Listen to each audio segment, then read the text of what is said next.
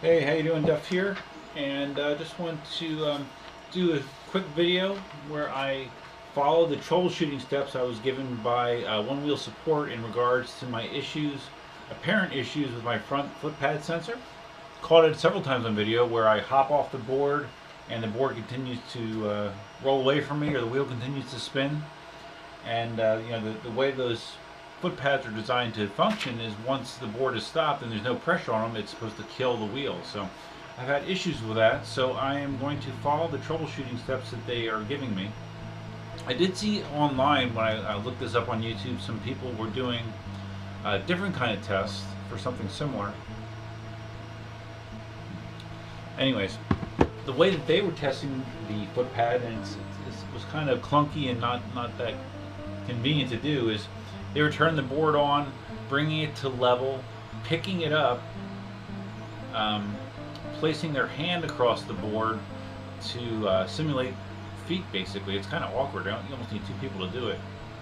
And then they were tipping the board forward so it got the wheel spinning, and then they would stop it and lift their hand off and see if the sensor stopped the motor or not. So I kind of prefer the technique that One Wheel Support has given me to test it. And basically I have my wheel. I'm going to be using the app. Let me turn the wheel on. Do it this way. This will probably be better. Alright, so turn on the app. The lights.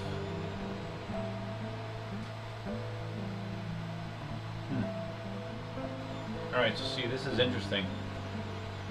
I just turned it on, and you get this "I need my personal space" error, and that means that it thinks that there's pressure on the pads right now, and obviously there's not. So, and the light on the side is flashing. So I had this happen once before as well. So I think right there is kind of a fail test or failure indication. But let's continue. Okay, so I'm going to turn it off, and I'm going to hold the button in a little bit longer. So now at least you get the headlight. Let's go down here so you can actually see it. Okay, alright, I think I'm at the point where I'm ready to test it. So now the headlight's on. So basically what they say you should do is you want to be in a position where you can see the LEDs. They recommend maybe doing this where you have a mirror in the wall in front of you, or you can also tell by the app itself. There's a little indicator when it sees foot pad pressure. So I'm going to put pressure on one side, and it should make the lights go bright, which it did. And then let's put it on the other side. Okay, so let's see, how can I show this? Let's see if we can do it this way. If you watch that little icon there, okay, that you see the little foot that indicates pressure on one side. Now I'm pressing both sides. One side, both sides. One side, both sides. Okay, so that's a way that you can see what the board is detecting. Okay, now I'm going to take my hand totally off.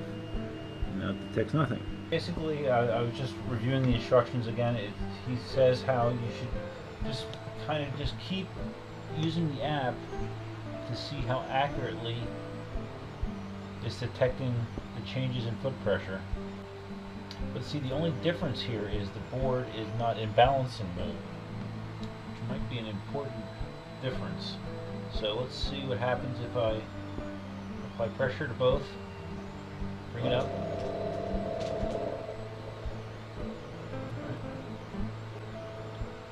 It's kind of difficult to hold it in position. Now we're going to release. Okay.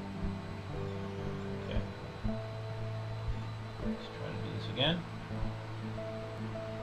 Alright,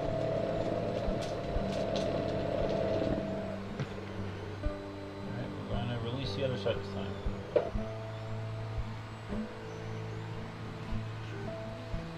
Huh. I'm totally just watching the app. Usually my foot, my front foot is somewhere right around here, so I'm going to try applying pressure on those areas.